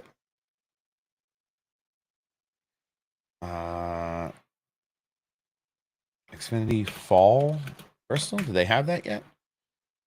Let's see. Jayski's got it. He's always got it. Entry this. Oh no. Click here to download the PDF. There is no PDF to download. So we don't have that information yet on who's going to run it in Xfinity, I don't think. Not that I can find.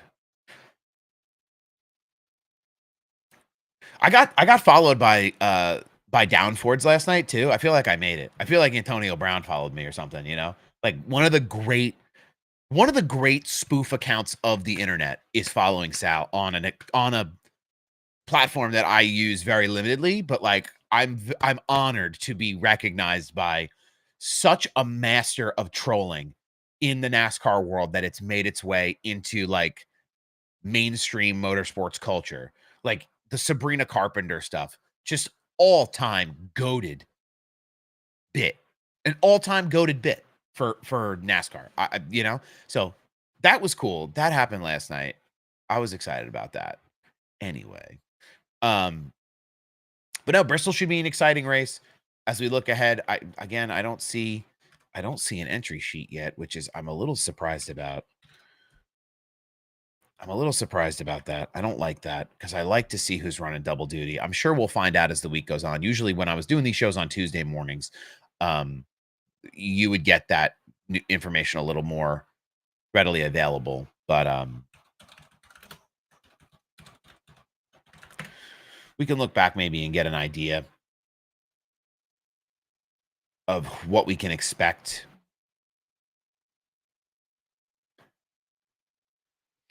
Kyle Larson won that race. He beat the brakes off the field in the Xfinity Series in the spring at Bristol.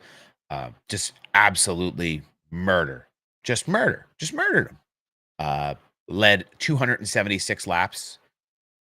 So I wouldn't be surprised if you see double duty start to happen for Bristol again. I mean, playoff drivers, obviously, you want to get as many reps in as you can, in my opinion. You'd think they would be looking to do it. If they have the chance to do it, they'll look to do it.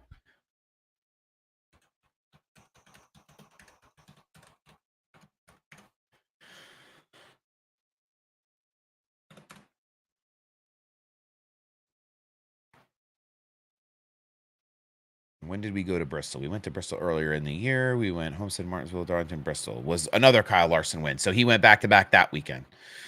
That was when he was trying to do the Truck Xfinity Cup back-to-back. He did Miami. He did a few other ones. But if we look back to this year's results, right, in the spring at Bristol, Kyle Larson, Denny Hamlin, Ty Gibbs, Chase Briscoe, Ryan Blaney in the top 5. 4 of those 5 drivers are playoff drivers. 2 of them have wins and are locked into the next round. This is a track where William Byron finished 6th last time out. Maybe it's a day for Hendrick where things get better. Chase Elliott really ran well this week. He finished 15th at Bristol in the spring. So maybe there's an opportunity for him to kind of push the envelope and have something set up a little better based on his recent success. But this is always a place where calamity strikes and it's compounded because of the way this track is built and the way you lose time if you have to come down pit road. It is not an easy place to win races and get ahead in points at the same time. So you have to be really careful. I just really hope it's not another snoozer where they all get in line and the most passing you see is the leader passing a car for a lap down. I hope that that's not how this goes. But there's only one way to find out. And, it's really all going to come back to how the tire performs, which is something that we don't love. We don't love that. Dom, I missed Dom's. Oh, Dom's here now. I clicked over the right time. Good morning. Buongiorno, cochino. Dom, let me tell you about this. I got a schlaggy little secret. I don't know if anybody watches that guy on Instagram, Jensen Button, the beer guy. He drinks the beer at the league matches. I feel like we need to bring him into the Italian fold as a British guy. But anyway, he's got the energy. I got a brick of eggplant parmesan in my freezer right now.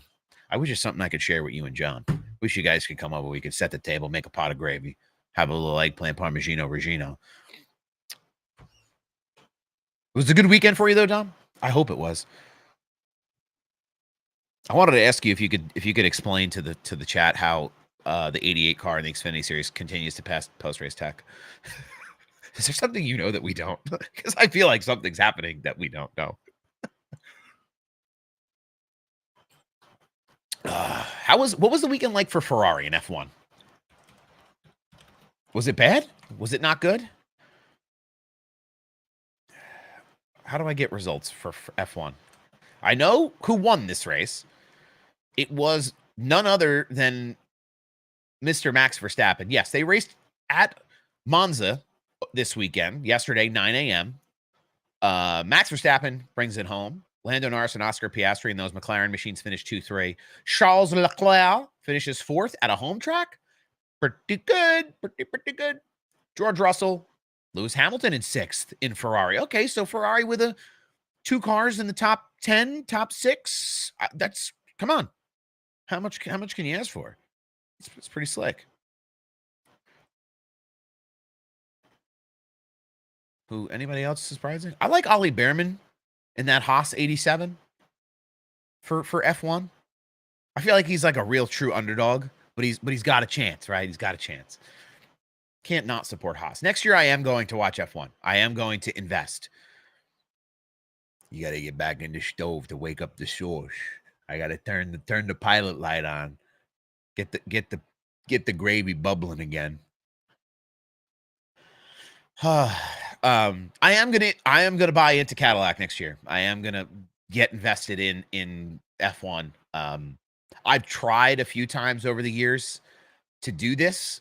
It just is something where it's like waking up at 6 o'clock in the morning. I remember watching my first ever F1 race was the Russian Grand Prix. This is years ago. They don't even race there anymore. Years ago.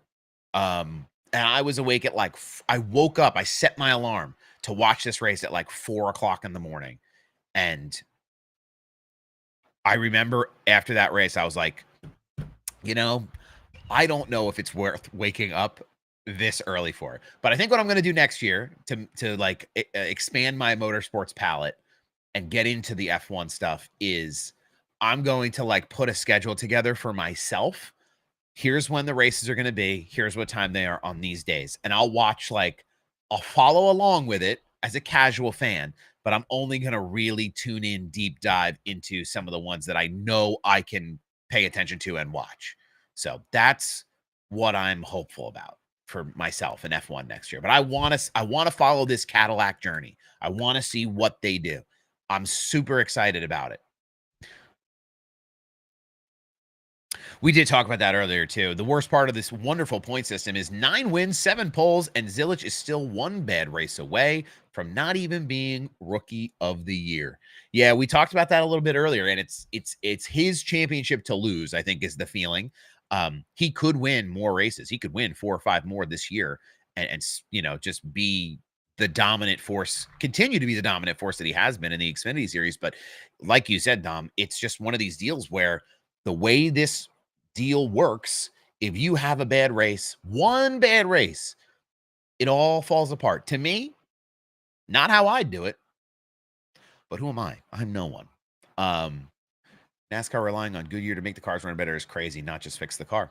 People have been saying that for a couple of years now. I think that goes back to when somebody pissed in the tire compound at Bristol a few years ago, and we all kind of realized just how dependent the cars are on the tire. But yeah, the Zilich stuff, the same with Corey Heim.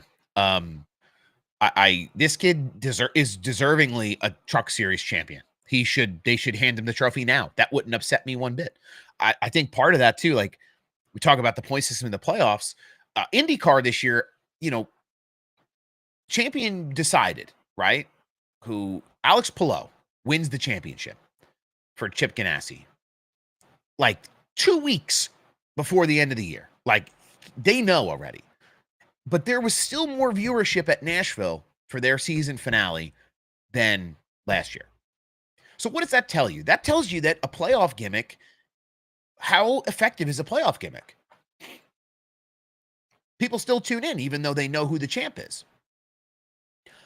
And this is an argument I'll make too, always, is one of the largest sporting associations in the world, in the Premier League, soccer. I know maybe people aren't tapped into that here, but we're going to use the structure. You don't have to love soccer, football, whatever. But their structure for the last over 100 years has been a points table structure for a totally different sport outside of motorsports. It's almost like people know that system works.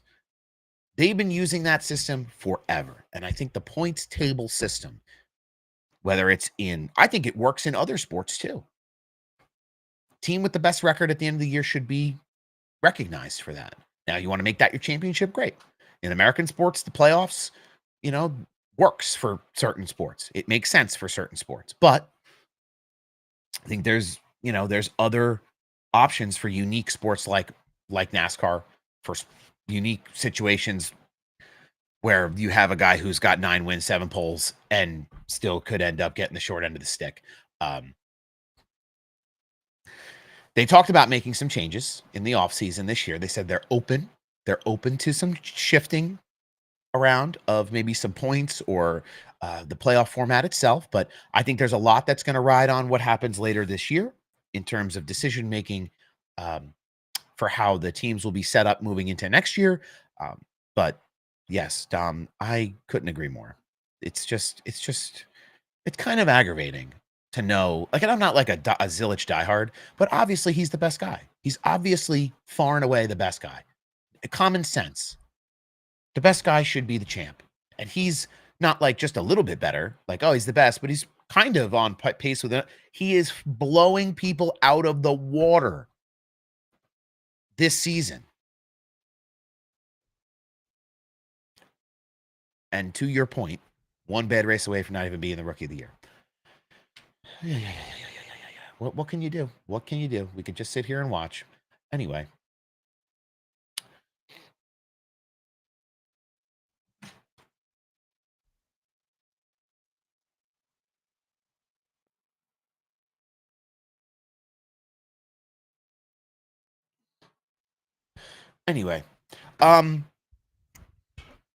Overall, though, worldwide, Technology Raceway. I think it's a good deal. I think we had a good weekend there. I know that it's not the sexiest racing, but I thought that the sprint racing, like that's what it felt like to me.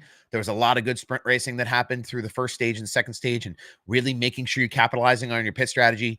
Just because cars aren't able to pass on track like the way we think they should, the cars weren't able to pass on track the way fans think they should have in the early 2000s either, in some situations, the way these cars were built up. I think that there's a strategy element to this, where it's not always the most upfront entertaining, but to me it is, where you have to work as a team. Your crew chief is your coach. And sometimes, like in the NFL, there's great moments for coaches. They call that play, they take that chance, they do that thing that makes the success happen. And I think that's kind of what tracks like this are about. I think it's what we're going to see next week a little bit with Bristol. Maybe some different strategy, pull a rabbit out of a hat. If you've been here a million times, if you see how this race runs, I mean, what's it going to be like? We'll find out in the first stage, and then we'll make those adaptations throughout the race to put ourselves at the front. I think that makes it more exciting if you can position it that way for yourself before you sit down in front of the TV to watch. If you can think of it that way, I think that really adds an element of competition to it. But it's more than just car go round, car pass car do burnout, car win. That, it has to, you have to get invested in it a little bit deeper. And I think a lot of people are. What do you think will happen at Bristol? I don't know. I think it's hard to like predict just based on what we've seen over the last couple of years and the last couple of races. You could get something like that wacky race we saw that one year in the spring. You could get something as boring as what we saw, last in the spring this year, where Larson goes out and has the car to beat, has the performance to beat. So it'll be interesting. I think the playoffs add a different spice, right? I think that's part of what made Daytona more entertaining in the fall this year, was the added element of the playoff. And there are drivers, especially with Bristol being a cutoff race, the desperation will be out. If you are on that cut line and there is a driver nearby to you that you need to beat, those races, those battles for those playoff drivers on the cut is what's going to be exciting this coming weekend. That is I don't think that's a smoking hot take, but I wouldn't even be worried about who wins this race, right? Because there's cars that are going to unload fast here and get out and away. I think the real battles and the real entertainment value out of Bristol this weekend coming up will be the battles happening on the cut, which, again, not a hot take. It is a cut race. So regardless of the tire package or whatever, those are the teams that are going to roll the dice and take chances on pit road. They're going to take chances with tires. They take chances with fuel. They're going to take chances on the track. They're going to push the car regardless of what the car is like, whether it's, single file racing or the tire's no good or tire's real good. They're going to use whatever tools in their toolbox they can to make it spicy. And I don't know. I think the cuts will be the story. The lap down cars will be the story. And to me, that's exciting. But a lot of people will, you'll go on Twitter on Sunday or Saturday night, and there could be people complaining about the fact that there's no passing and there's nobody contending for the leader or contending for the lead outside of the top 10 or whatever. But I just think there's other places around the track that the story will be. I do see some people too complaining about ticket prices for Bristol too. $100 a seat, kind of way up in the nosebleeds. That's big time sports in general. I'm looking at tickets for something for a birthday of a family member of mine, and every ticket is expensive to be at live sporting events nowadays. So I saw that tweet this morning. But I expect some good racing. I think it's just the car is difficult. Passing is difficult in this car.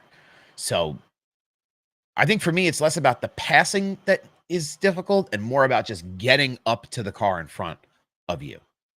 Like rubbing is racing is like the catchphrase, right? But to a certain extent, you got to get there to rub, That's the key.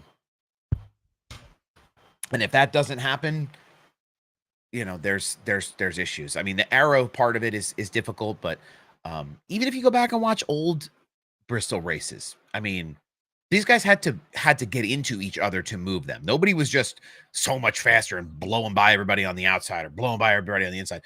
People were throwing blocks and keeping it interesting and racing really hard. I think that's just, we don't need one car to be so much faster than all the other cars. It just has to be a deal where you can get to a place where you can make a move and make that driver make that decision. And that's what really drives the entertainment and drives the competition. That's what makes it racing to me. Oh, I know we talk about a little bit about this every week too. There was no racing at Wall Stadium Speedway this weekend. Got rained out both days. The Martin Truex Sr. Memorial Race has also been canceled due to unforeseen circumstances at the track. There will be another event happening there on Saturday night. Just won't be any racing, which is unfortunate. And then they'll be back in action for those who are local to the area on the 20th. I believe they're doing twin 30s on the 20th. There'll be some racing there. James Blewett did get suspended from Wall Stadium. He is out the rest of the year for not observing a black flag issued by officials after the officials had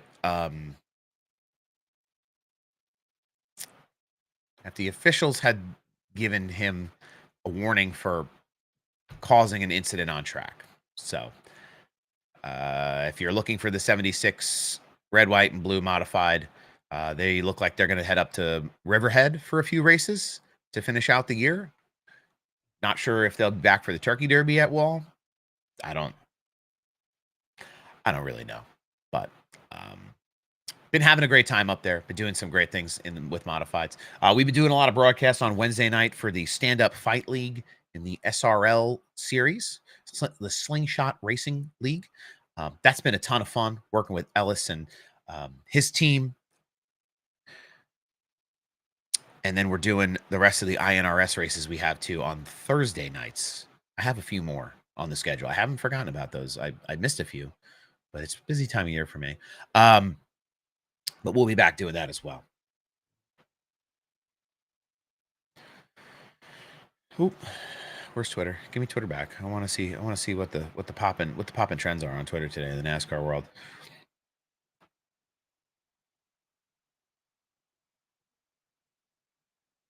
Oh. I am curious to see how NASCAR stacks up to the NFL now that the NFL is back in action. One thing that I did hear is that the NFL is looking to extend its season, which would potentially put the Daytona 500 at odds with with a late in the year NFL race or NFL game. So you're going to have the 500 up against what would arguably be a playoff or, could be a Super Bowl weekend. So I don't know how that's going to pan out. I think that's just a conversation right now on how they're going to extend their season in football. But it could lead to changing the date for the 500. That's a very real possibility, because if I'm one major sport, I do not want to have to compete against the biggest major American sport out there in football. But we'll see, I guess. I also saw this. Connor Zilic, is the camera guy wrong for being where he's supposed to be? Or is Connor Zilic not paying attention enough where he almost runs this guy over? The camera guy had a yellow vest on. Like, you can see him. He's there every week. If I'm that camera guy, though, I would have been jumping over that wall. Like, I'm watching this clip right now. My legs would have been swung up, jumping over the wall to get away from that car. My man's just keeps on jamming like always, which was crazy. I don't know. Super spooky.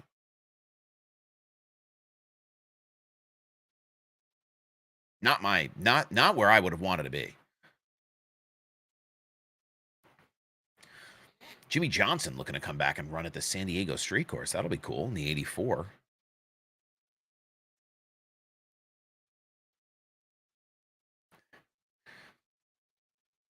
Denny Hamlin with one of the wildest burnouts of the year. I don't know. What do we grade burnouts? We don't really grade burnouts here. That's a Kevin Harvick thing, but that burnout was just strong, consistent, rubber down. I mean, Buddy said, "I won this race. Don't you forget it." And it was the whole front stretch going down pit wall. It was one of the better burnouts I've seen all year. I don't know. Those boys in the 11 team, they're celebrating. That's for sure. For sure. What else are we getting here? Did we get anything else?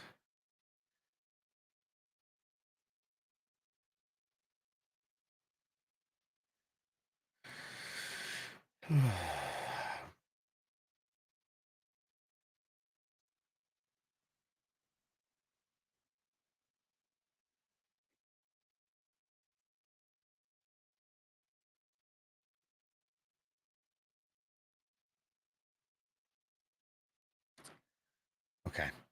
I think that's about all I got, to be honest with you guys. We got about 10 minutes left in the show. We haven't done this in a while.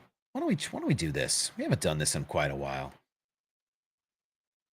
Let's go over here. Let's pull this up. If this isn't behind a paywall, I heard they might have put this behind a paywall. Oh, they didn't. Oh, excellent, excellent, excellent. Oh, excellent, wonderful. Yes, let's do this.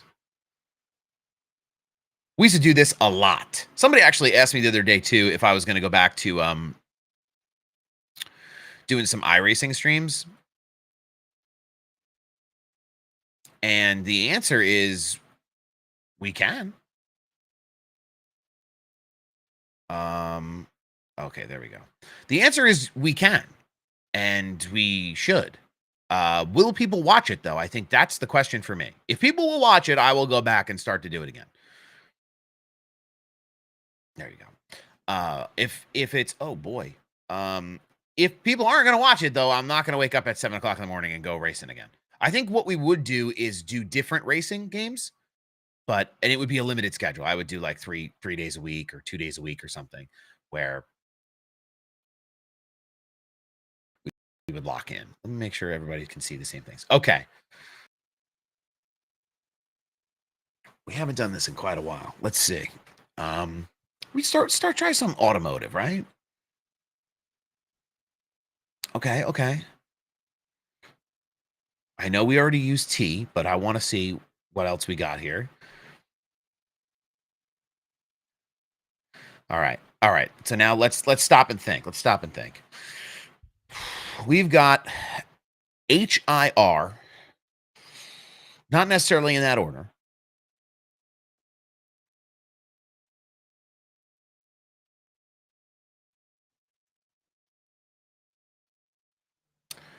Oh, now I've moved you. Okay, there you go. Sorry about that, TikTok fam.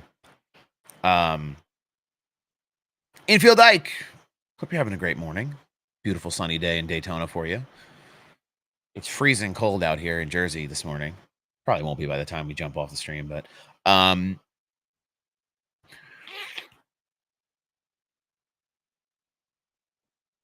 something about H feels good to me today.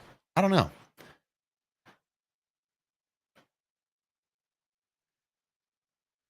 Tough with an I, right?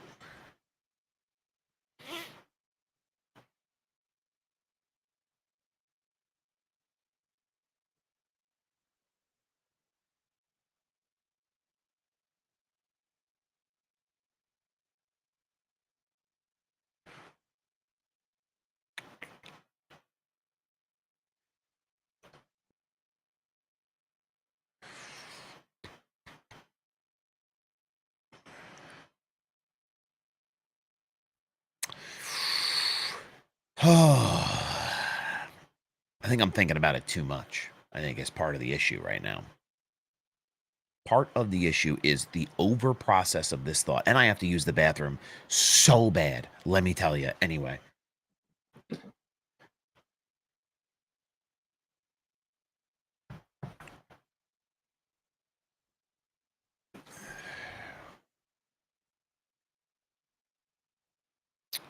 I was thinking freight or fright.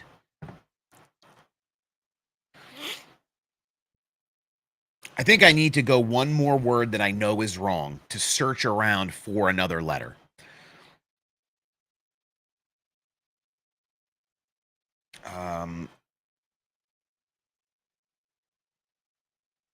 That's not the one I want. H-E-I-R-S. We know E. We know E's not in it, so it's not going to give us anything new or exciting, right?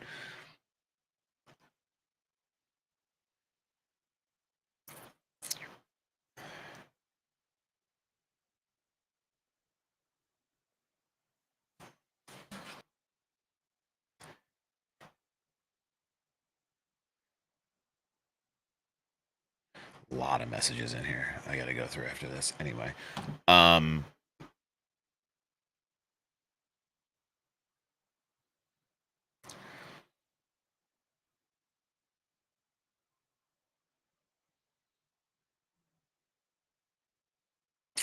tell you, not easy. Not easy. Sal's brain, letters, words, hard for sure.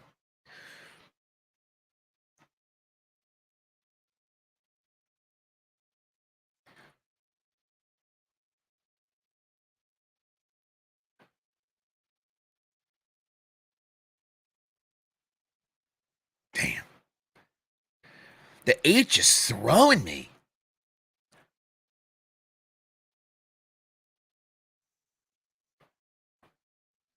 Bright? No, we're one too many there.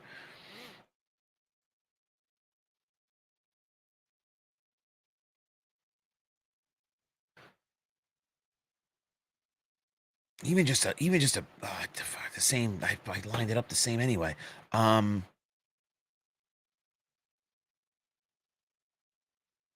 lined it up the same anyway. We're just searching around. We're just searching around to get something here. This is not easy.